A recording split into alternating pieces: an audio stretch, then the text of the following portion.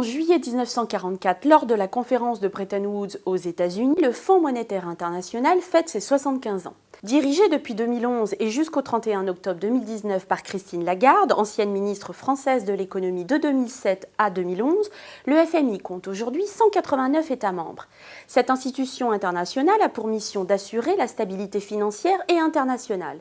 Pour cela, elle propose son aide aux pays confrontés à une grave crise financière, c'est-à-dire des pays qui connaissent un déficit de leur balance des paiements, ce qui signifie qu'ils ont beaucoup plus importé de biens et services qu'ils n'en ont exporté, conduisant à un épuisement de leurs réserves de devises.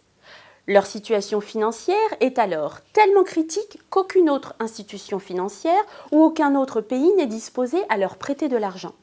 Un pays frappé par une crise financière peut faire appel au FMI. Celui-ci peut lui accorder un prêt en contrepartie de la mise en œuvre de réformes économiques visant à éviter de nouvelles crises. Le fonds peut par exemple demander au gouvernement de ce pays de diminuer les dépenses de l'État en privatisant les entreprises ou en baissant les salaires des fonctionnaires.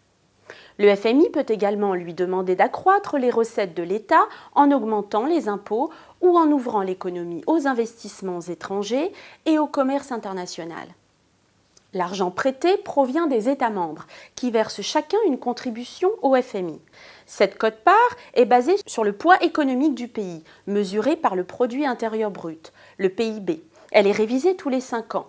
Plus la quote-part est élevée, plus grande est la contribution et plus important est le nombre de voix accordées aux contributeurs lors de la prise de décision.